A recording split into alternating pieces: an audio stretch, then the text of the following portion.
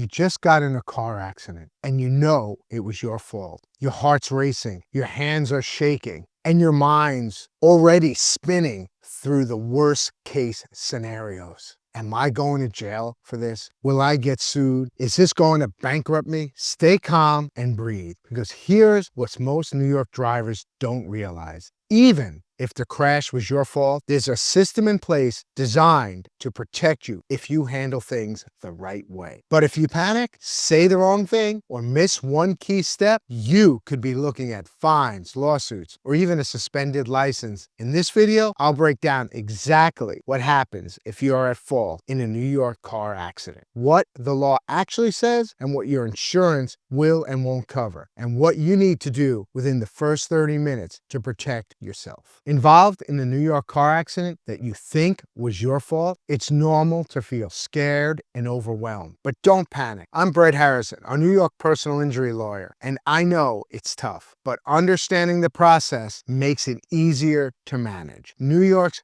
no-fault insurance rules and other laws are designed so that one mistake won't ruin you financially. Right after an accident, it's crucial to stay calm and take care of a few basics. Here are the immediate steps you should take at the scene. Number 1, check for injuries. See if anyone is hurt and call 911 if medical help is needed. Number 2, stay at the scene, never leave. If possible, move your vehicle out of traffic to a safe spot and turn on your hazard lights. Number 3, call the police. Report the accident to the police, especially if there's an injury or significant damage. A police report will be important later. Number 4, exchange information. Swap contact and insurance details with the other driver. Also, collect names and numbers of any witness. Number 5, document the scene. Take photos of the damage, the car's positions, and any relevant road conditions. Number 6, don't admit fault. Be polite and concerned, but avoid apologizing or saying the crash was your fault. Stick to the facts when talking to others. Number 7, notify your insurance company. Report the accident to your insurance company as soon as you can. New York requires no-fault claims to be filed within 30 days. Number 8,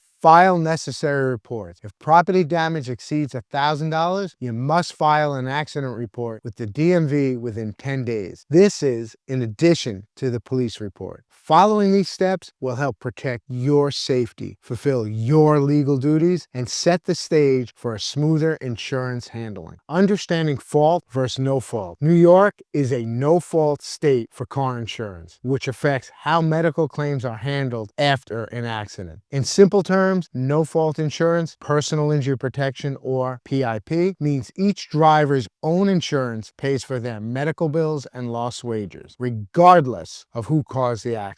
So if you cause a minor crash and someone gets hurt, their own PIP coverage will pay for their initial treatment and income loss, and your PIP will cover you and your passengers. No-fault coverage has limits, typically up to $50,000 in medical expenses in New York. The system is designed to get bills paid quickly without debating who was at fault for those basic expenses. However, no fault doesn't cover everything, and fault does still matter in several ways. Notably, it does not cover property damage. The at-fault driver's liability insurance is responsible for fixing the other car or property. If someone is seriously injured, New York allows them to step outside the no-fault system and pursue a claim against the at-fault driver. Serious injury in New York includes things like broken bones, significant disfigurement, or injuries that incapacitate someone for an extended time. Keep in mind that fault in an accident isn't always black and white. New York's comparative negligence rule means if both drivers share some blame, each is held responsible for their percentage of fault. But for this discussion, assume you're clearly at fault. In practical terms, if you're at fault and the other driver's injuries are minor, they'll use their PIP benefits and likely won't be able to sue you for those injuries. They will, however, expect insurance to pay for their vehicle damage. If their injuries are severe, for example, a broken arm or worse, or meet threshold, then they can file a liability claim or a lawsuit against you for additional damages such as pain and suffering. In that case, your insurance's bodily injury liability coverage will kick in to protect you up to your policy limits. Legal consequences. Being at fault in a car accident can have several consequences beyond just insurance. Here are a few key ones to be aware of. Traffic violations. If you broke a traffic law, like running a red light or speeding,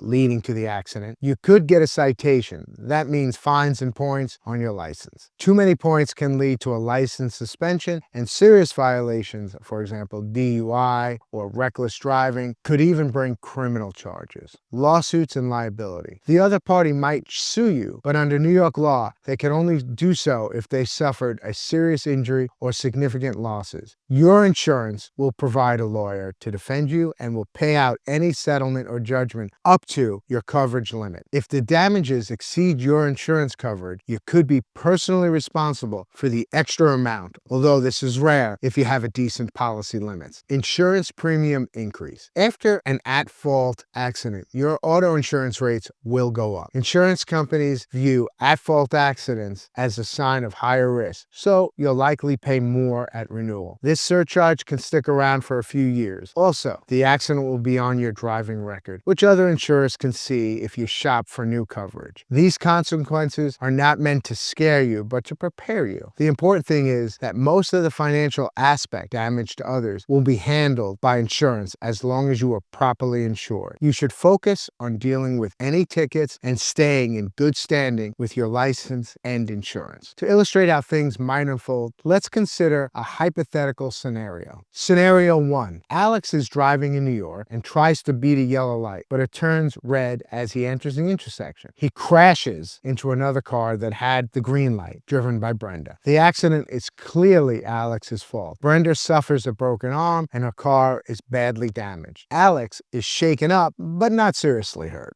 The aftermath, Alex calls 911, police and ambulance arrive, Brenda is taken to the hospital, and the police report notes that Alex ran a red light. Alex exchanges insurance information and cooperates with the responding officers. He also takes photos of the scene. Brenda's medical bills for her broken arm and related expenses are first covered by her own no-fault or PIP insurance. Because her injury is serious, she can step outside the no-fault system and file a claim against Alex for her pain and suffering. Alex's insurance company steps in to handle this claim. His auto policy has a bodily injury liability limit high enough to cover Brenda's demands, and eventually his insurance settles with Brenda. Meanwhile, Alex's insurance also pays for the damage to Brenda's car. Alex does receive a traffic ticket for the red light violation, which he later addresses in traffic court. Now, when Alex goes to renew his auto insurance, his rates go up due to the accident. However, Alex doesn't have to pay Brenda's medical bills or lawsuit costs out of pocket. His insurance took care of those. Brenda gets the medical treatment and car repairs she needs, and Alex, while facing some penalties, is protected from major financial harm. This scenario shows that even though Alex was at fault and dealt with the consequences, the insurance system prevented a financial nightmare for him. So here's the legal strategy. If you find yourself at fault in an accident, here are some tips to handle the situation wisely. Mind your statements. Be careful about apologizing or admitting blame at the scene. It's natural to say, "I'm sorry," out of concern, but avoid any statements that explicitly take full responsibility. Cooperate with the insurance. Report the accident to your insurance company and be honest about what happened. Then let your insurance company handle communications with the other driver or their insurance.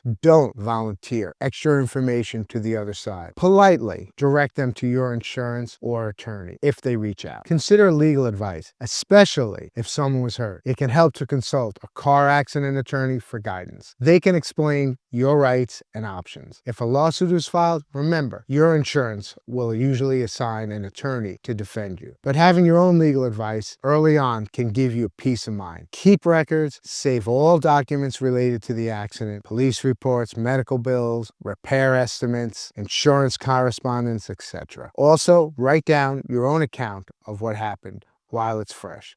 These records can be very useful later. Follow through on requirements. Make sure you complete any required steps like filing a DMV accident report, answering your insurance's questions, or appearing in court if you get a ticket. Handling these promptly will help you avoid further trouble. Note, any shared fault, if you believe the other driver was also partly to blame, say they were speeding or distracted, tell your insurance company or your lawyer. Even if it doesn't excuse your role, any evidence of shared fault can potentially reduce your liability under New York's laws. By staying calm, cooperating with the process, and seeking professional guidance when needed, you'll navigate the aftermath much more smoothly. Even if you are at fault, remember that the system, insurance and legal, is there to manage exactly these situations. Final thoughts. Causing a car accident is something no driver wants to experience, but it doesn't have to ruin your life. New York's no-fault system and insurance requirements exist to make sure that injuries are taken care of and that one moment of bad judgment doesn't bankrupt you.